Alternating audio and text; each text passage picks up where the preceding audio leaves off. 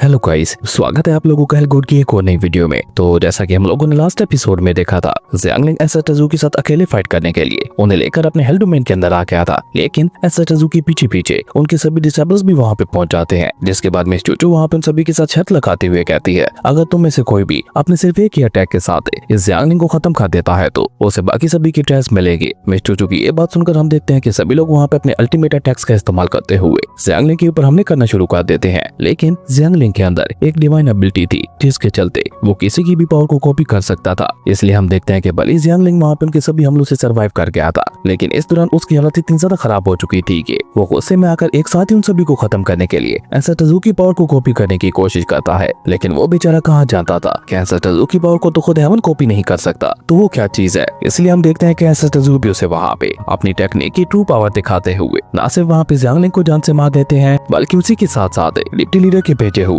Hello king और उसके लोगों को भी वहाँ पे जान से मार दिया था। जिसके बाद यहीं से हमारे अगले एपिसोड की शुरुआत होती है। तो इस एपिसोड की शुरुआत में हम लोगों को एक्सट्रीम सिटी की आउटर पोर्ट का सीन दिखाया जाता है, जहाँ पे एसएटजू और उनके सभी डिसेबल्स भी एक बोट से होते हुए वहाँ पे पहुंच जाते हैं। और जैसे वो लोग वहाँ पे थोड़ा और आगे बढ़ते हैं तो उन लोगों को वहाँ पे एक टी शॉप दिखाई देती है, जहाँ पे कुछ लड़कियां मिलकर टी डांस करते हुए चाय को बना रही थी। उनके चाय बनाने का तरीका और उनकी चाय सर्व करने का तरीका इतना ज्यादा अच्छा था कि हम देखते हैं कि सभी लोग वहाँ पे उसी में खो चुके थे। तभी लियो ज़ेन वहाँ पे आगे बढ़कर उनकी तारीफ करते हुए कहता है, चाय सर्व करने का ये तरीका वाकई काफी ज्यादा यूनिक है। लियो ज़ेन की ये बात सुनकर हम देखते हैं कि डुंग भी वहाँ पे कुछ सोचते हुए कहता है कि लास्ट तक तो बात ठीक है, लेकिन ऐसा करने का फायदा क्या होता होगा, क्या इससे चाय और भी ज्यादा टेस्टी हो जाती है। तभी सामने की तरफ हम देखते हैं कि दो लड़के ऊपर हवा में जाते हुए एक बहुत बड़े स्क्रोल को ओपन कर देती है, जो कि उन लोगों की टी शॉप को वहाँ पे रिप्रेजेंट कर रहा था। जो देखकर एसएटजू वहाँ पे आगे बढ़ते हुए कोल्टून में अपने सभी डिसेबल्स से कहते हैं, चलो चलकर एक बार देख ही लेते हैं। और ये कहकर एसएटजू वहाँ पे अपने सभी डिसेबल्स के साथ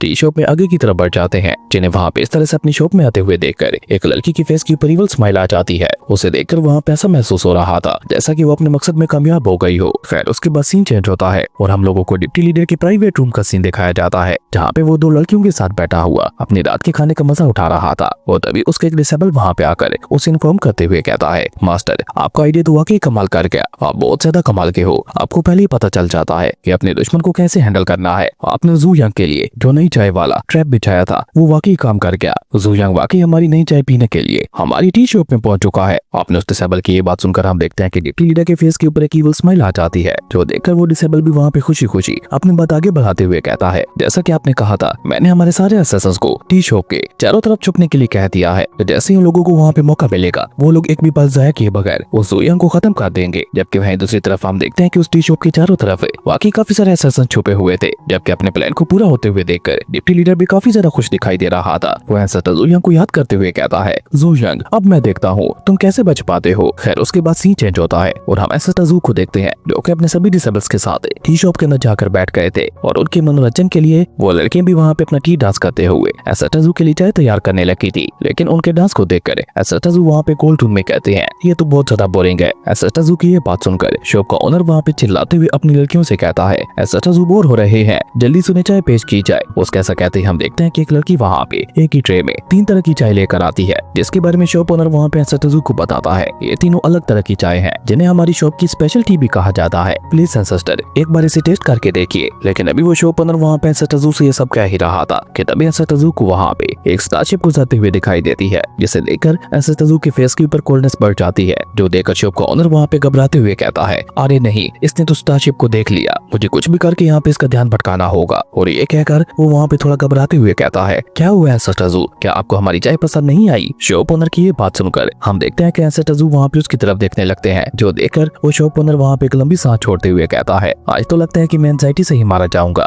लेकिन अभी वो वहाँ पे ये सब कह ही रहा था कि तभी हम देखते हैं कि अचानक से एसएटजू वहाँ पे अपनी जगह पे खड़े हो जाते हैं, जो देखकर वो वहाँ पे एक बार फिर से घबराकर एसएटजू से सवाल करते हुए पूछता है, एंसेस्टर आप कहाँ जा रहे हैं। लेकिन एसएटजू उसे वहाँ पे कोई जवाब नहीं देते। वो चुपचाप वहाँ से आगे बढ़ जाते हैं, जो देखकर तो बेचारा वो शॉप ओनर वहाँ पे सवालिया नजरों से एसएटजू को जाते हुए देखने लगा था। जो देखकर बर्निक्रो उसे वहाँ पे जवाब देते हुए कहता है, तुम्हारी ये विकास स्टारशिप तो बहुत ज्यादा स्लो है, इसलिए हम लोग इसके ऊपर बैठकर अपना टाइम जाया नहीं करने वाले। बर्निक्रो की ये बात सुनकर हम देखते हैं कि शॉप ओनर वहाँ पे अपने पसीने साफ करते हुए कहता है, ओहो मैं तो डर ही गया था, ये तो स्टारशिप के स्लो होने की वजह से जा रहे हैं। ये तो जा रहे हैं यहाँ से। नहीं, मुझे कुछ भी करके इन लोगों को यहीं पे रोकना होगा, वरना हमारा पूरा का पूरा प्लान बेकार हो जाएगा। और ये कहकर वो वहाँ पे भागकर एसएटजू के पीछे जाते हुए कहता है, है, सिस्टर रुक जाइए, हमारी ये शिप ओशन एक्सट्रीम सिटी की सबसे फास्ट शिप है। लेकिन ये कहते हुए वो वहाँ पे एसेटजू के पास भी जा पाते उससे पहले हम देखते हैं कि एसेटजू वहाँ पे अपने वाली स्टारशिप को बाहर निकालकर अपने सभी डिसेबल्स को लेकर वहाँ पे उसके ऊपर चले जाते हैं, जिसे देखकर तो वो शॉप ओनर भी वहाँ पे हैरान होते हुए कहता है ये तो डिवाइन स्टारशिप दिखाई दे रही है, लेकिन इतनी ज्यादा खास शिप इन लोगों के पास कैसे आ गई। लेकिन इससे आगे वो वहाँ पे कुछ भी कह पाता उससे पहले हम देखते हैं कि बर्निक्रो उसे वहाँ पे अलविदा करते हुए कहता है तुम सोचते रहो, हम लोग जा रहे हैं।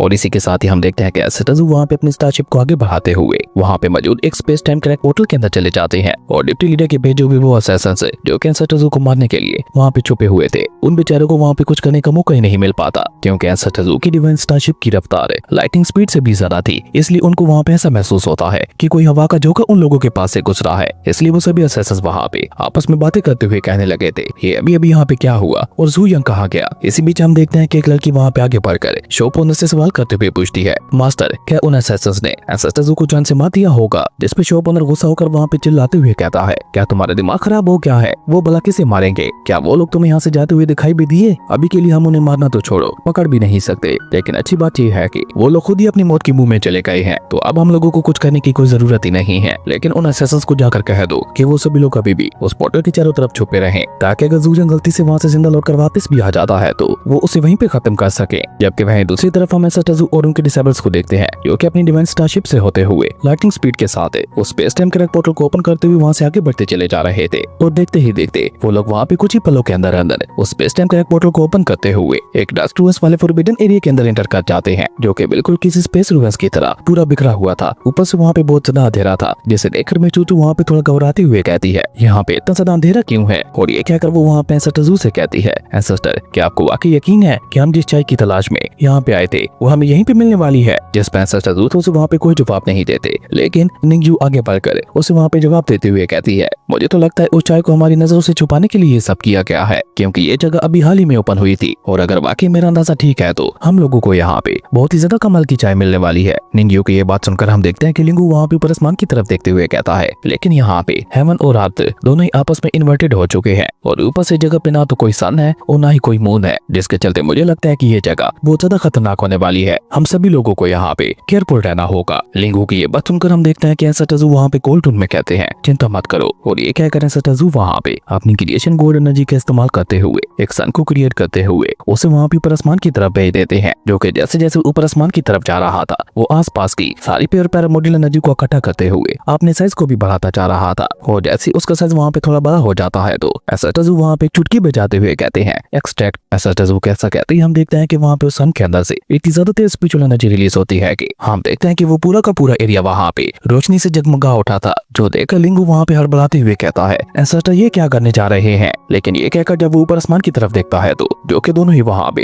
एक दूसरे के ऑपोजिट घूमने लगे थे और उन्हें देखते हुए ऐसा लग रहा था कि जैसे वो वहाँ पे यिन यांग एनर्जी को रिप्रेजेंट कर रहे हैं, जो देखकर एसेटर वहाँ पे एक बार फिर से अपने हाथ को ऊपर हवा में उठाते हुए कहते हैं सन एंड मून को तो मैंने बना दिया, अब बारी है हेवन एंड अर्थ को स्टेबलाइज करने की। और ये कहकर एसेटर वहाँ पे अपने हाथ को हल्का सा झटका देते हैं। एसेटर कैसा करते ही हम देखते हैं कि सन खुद ब खुद ही ऊपर आसमान में जाते हुए अपनी जगह पे जाके सेट हो गया था और इतनी तेजी के साथ वहाँ पे जगमगाने लगा था। वहाँ पे देखने से ऐसा लग रहा था कि दिन हो गया है, लेकिन ये तो कुछ भी नहीं था। इस सब के साथ हम देखते हैं कि एसेटर वहाँ पे अपनी वर्ड क्रिएटिंग एबिलिटी का इस्तेमाल करते हुए वहाँ पे सॉरी इनकारनेशन रेन भी करवाना शुरू कर देते हैं, जो कि जैसे जैसे वहाँ पे आके नीचे गिर रही थी हम देखते हैं कि वो पूरा का पूरा एरिया वहाँ पे हरा भरा होना शुरू हो गया था, जो देखकर तो बेचारी लिंगू का मुंह खुला का खुला रह गया था। वो वहाँ पे हैरान होते हुए कहने लगा था ये तो वर्ड क्रिएटिंग एबिलिटी है जिसके बारे में हम लोगों ने आज तक सिर्फ अफवाहों में ही सुना था, और ये भी कहा जाता था कि ऐसा कुछ सिर्फ क्रिएशन ऑफ गॉड ही कर सकते हैं। तो क्या इसका मतलब है कि हमारे एसेटर क्रिएशन गॉड है। लिंगू की ये सारी बातें सुनकर हम देखते हैं कि एसेटर के बाकी सभी डिसेबल्स मिलकर वहाँ पे एसेटर की तारीफें करते हुए कहने लगे थे एसेटर वाकई हमारे बहुत सुना डिजर्व करते हैं। लेकिन मिस चूचू वहाँ पे उन सभी की बात को बीच में ही काटते हुए कहती है नहीं, वो हमारे ग्रेट मास्टर होना डिजर्व करते हैं, बल्कि मास्टर के भी मास्टर। खैर सॉरी इनकारनेशन रेन के बाद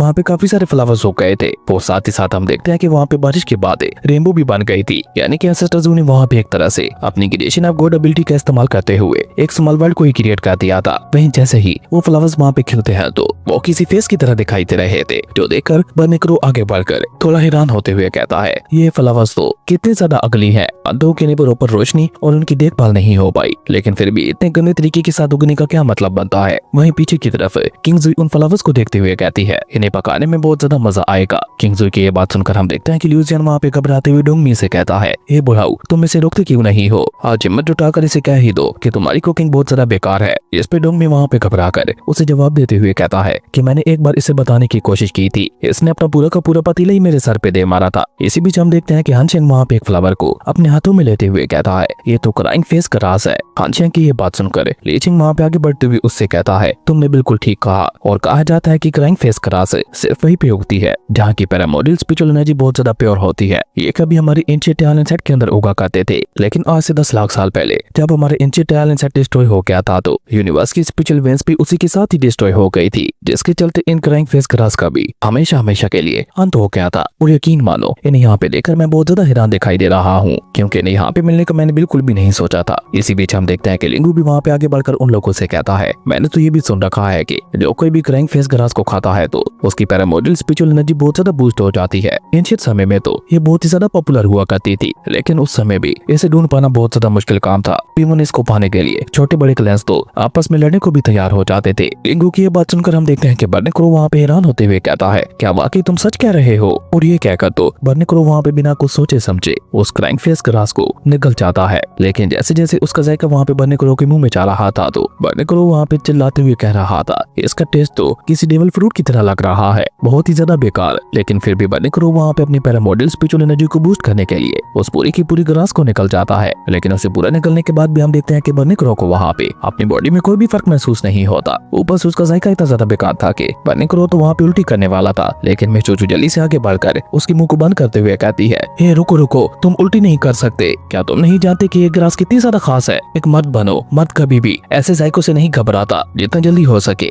इसे अपने बॉडी के अंदर डिवोर करने की कोशिश करो। ये कहकर मिस चूचू वहाँ पे जबरदस्ती बेचारे बर्निक्रो को वो ग्रास वहाँ पे निकलवा ही देती है। लेकिन उसके बावजूद भी हम देखते हैं कि बर्निक्रो वहाँ पे उसके पीछों को बाहर की तरफ थूक देता है, जो देखकर तो सभी लोग वहाँ पे हैरान होते हुए कहने लगे थे, इसने पूरी ग्रास को निकल लिया। लेकिन फिर भी इसकी बॉडी में कोई खास फर्क तो महसूस नहीं हो रहा। अब ये देखकर लिंगू भी जल्दी से वहाँ पे अपनी बात को बदलते हुए कहता है, मैंने तो पहले ही कहा था कि ये बस एक अफवाह है। लिंगू की ये बात सुनकर हम देखते हैं कि बर्निक्रो वहाँ पे गुस्सा होते हुए कहता है, क्या कहा तुमने? तुमने बस एक अफवाह को टेस्ट करने के लिए मुझे ये बेकार सी ग्रास खिलवा दी। और ये कहकर तो बर्निक्रो वहाँ पे गुस्सा होते हुए उस ग्रास को बाहर थूकने की कोशिश करने लगा था, तो देखकर तो मैं चूचू का वहाँ पे हंस हंस के बुरा हाल हो जाता है। तभी पीछे की तरफ हम देखते हैं कि एसेटाजू वहाँ पे अपनी डिवाइन सुप्रीम एनर्जी का इस्तेमाल करते हुए उन फ्लावर्स को ऊपर हवा में उठा लेते हैं और एक बार फिर से वहाँ पे अपनी एक्सट्रैक्ट टेक्निक का इस्तेमाल करते हुए उन फ्लावर से उनके बीजों को अलग कर देते हैं, जिसके बाद वो उन्हें वहाँ पे चाय के कपों में डालना शुरू कर देते हैं, जो कि बुरी तरह से वहाँ पे चाय के साथ मर हो गए थे। ऐसा होते ही हम देखते हैं कि एसेटाजू वहाँ पे अपने सभी डिसेबल्स को वो चाय पीने के लिए दे देते हैं और साथ ही साथ कोल्ड टून में उनसे कहते हैं, इसे टेस्ट करके देखो। जैसे ही बर्निक्रो क्या तुम्हें वो कप जाता है तो वो वहाँ पे ऑलमोस्ट रोते हुए कहता है, बॉस ये आपने मेरे साथ क्या कर दिया? लेकिन कोई बात नहीं, आपके लिए तो मैं पॉइजन पी सकता हूँ, ये तो फिर भी एक चाय है। और ये कहकर बर्निक्रो वहाँ पे बिना कुछ सोचे समझे एक ही झटके के साथ उस पूरी की पूरी कप को खाली कर देता है। लेकिन जैसे बर्निक्रो उसे वहाँ पे खत्म करता है तो अचानक से वो वहाँ पे चिल्लाते हुए कहता है, बॉस ये तो वाकई बहुत ज्यादा डिलीशियस थी, और साथ ही साथ इसे पीने के बाद मुझे अपनी बॉडी के अंदर बहुत ही ज्यादा पावरफुल एनर्जी का एहसास हो रहा है। बर्निक्रो कैसा कहते हैं हम देखते हैं कि वहाँ पे उसकी बॉडी से काफी ज्यादा पावरफुल स्पिरिचुअल एनर्जी रिलीज होते हुए सीधा ऊपर आसमान की तरफ जाने लगी थी। और बर्निक्रो के पीछे पीछे हम देखते हैं कि एसेटाजू के बाकी सभी डिसेबल्स भी वहाँ पे अपना ब्रेक थ्रू करते हुए अपनी एनर्जी को अनलीश करने लगे थे, जिसके चलते हम देखते हैं कि उन सभी की एनर्जीज वहाँ पे आपस में मर्ज होते हुए ऊपर आसमान की तरफ जाने लगी थी। और ऊपर आसमान में जाते हुए वो सीधा वहाँ पे स्पेस टाइम करेक्ट पोर्टल से बाहर निकल जाती है, जिसके वजह प्रेशर की वजह से हम देखते हैं कि वो शॉप ओनर वहाँ पे अपने डिसेबल्स के साथ एक ही झटके के साथ वहाँ पे गिर जाता है। और इतनी ज्यादा पावरफुल एनर्जी को महसूस करके हम देखते हैं कि वो बहुत ही ज्यादा घबराए हुए दिखाई दे रहा था। और साथ ही साथ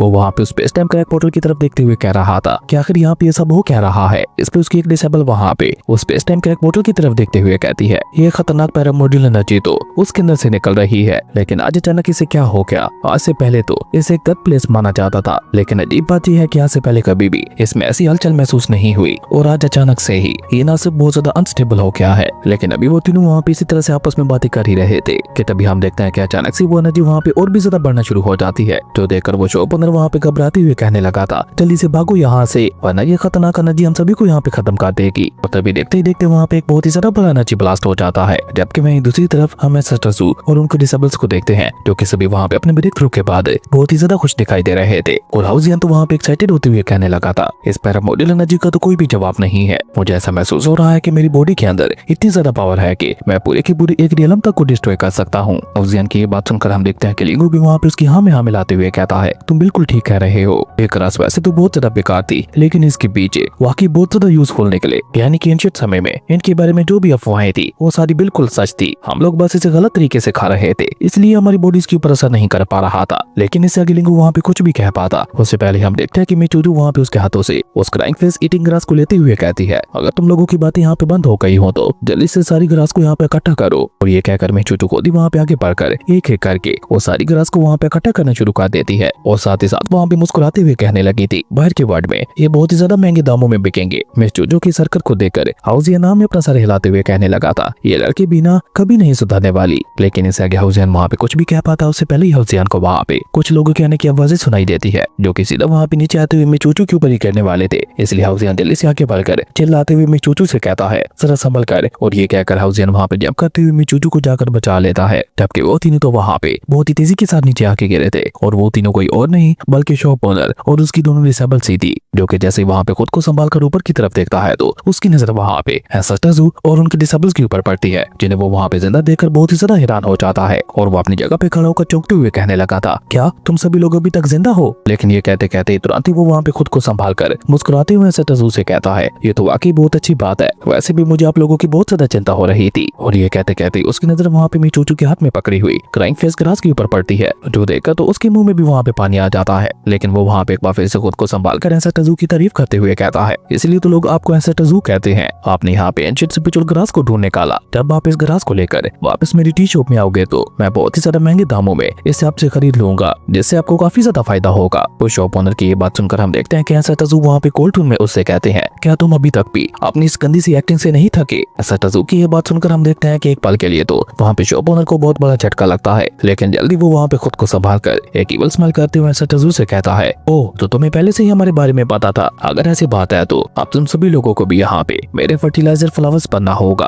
और ये कहकर वो शॉप ओनर वहाँ पे अपनी इवल टेक्निक का इस्तेमाल करते हुए अपनी सारी डिसेबल्स को वहाँ पे इवल फ्लावर्स में ट्रांसफॉर्म करना शुरू कर देता है, जिनका सिर्फ एक ही मकसद था एंसेस्टर्स को जान से मारना। इसलिए हम देखते हैं कि जैसे उनकी नजर वहाँ पे एंसेस्टर्स के ऊपर पड़ती है तो वो वहाँ पे बिना कुछ सोचे समझे उससे आगे बढ़ते हुए एंसेस्टर्स के ऊपर हमला करने की कोशिश करती है। वहीं उन इवल फ्लावर्स को अपनी तरफ आते हुए देखकर एंसेस्टर्स भी वहाँ पे मुस्कुराते हुए कहते हैं, इंटरेस्टिंग। और ये कहकर एंसेस्टर्स वहाँ पे अपनी डिवाइन सुप्रीम एनर्जी का इस्तेमाल करते हुए अपने सामने एक डिवाइन वॉल लगा लेते हैं, जिसके साथ टकराते हम देखते हैं कि वो सारे के सारे इवल फ्लावर्स से दोबारा से पीछे जा के रहते, जो देखकर हम देखते हैं कि वो शॉप ओनर काफी ज्यादा हैरान हो गया था। तभी एंसेस्टर्स वहाँ पे कोल्ड टून में उससे कहते हैं, तुम्हें लोगों को फ्लावर्स में ट्रांसफॉर्म करने का बहुत ज्यादा शौक है ना, तो चलो अब मैं तुम्हें दिखाता हूँ कि एक फ्लावर बनने के बाद कैसा महसूस होता है। और ये कहकर एंसेस्टर्स वहाँ पे एक चुटकी बचाकर हेवन डिफाइंग लॉ टेक्निक का इस्तेमाल करते हुए ऊपर आसमान में एक हेवनली टर्बुलेशन को क्रिएट कर देते हैं, जिसके अंदर से वहाँ पे बहुत ही ज्यादा पावरफुल थंडर लाइटिंग एनर्जी बाहर निकलते हुए सीधा उस शॉप ओनर के ऊपर आके गिरती है। और ये सब वहाँ पे इतना जल्दी हुआ था कि बेचारा वो शॉप ओनर वहाँ पे खुद को बचाने के लिए कुछ भी नहीं कर पाता। और देखते ही देखते उस थंडर लाइटिंग एनर्जी ने वहाँ पे उसे एक फ्लावर में ट्रांसफॉर्म कर दिया था, लेकिन उसका फेस अभी तक भी वहाँ पे एक ह्यूमन की तरह का ही दिखाई दे रहा था। और जैसे वो वहाँ पे खुद को एक फ्लावर बना हुआ दिखता है तो वो अपने हाथ पर चलाने की कोशिश करते हुए कहने लगा था, ये मेरे साथ क्या हो गया, अचानक से मैं एक फ्लावर कैसे बन गया? तो जिसमें एंसेस्टर्स उसे वहाँ पे कोल्ड टून में जवाब देते हुए कहते हैं, अब से तुम यहाँ आके डाउ फॉर रूट हो और ये समझो कि हेवन ने तुम्हें यहाँ पे पनिश किया है। और ये कहकर एंसेस्टर्स वहाँ से वापसी के लिए निकल जाते हैं, जबकि पीछे की तरफ हम देखते हैं कि वो सारी की सारी इवल फ्लावर्स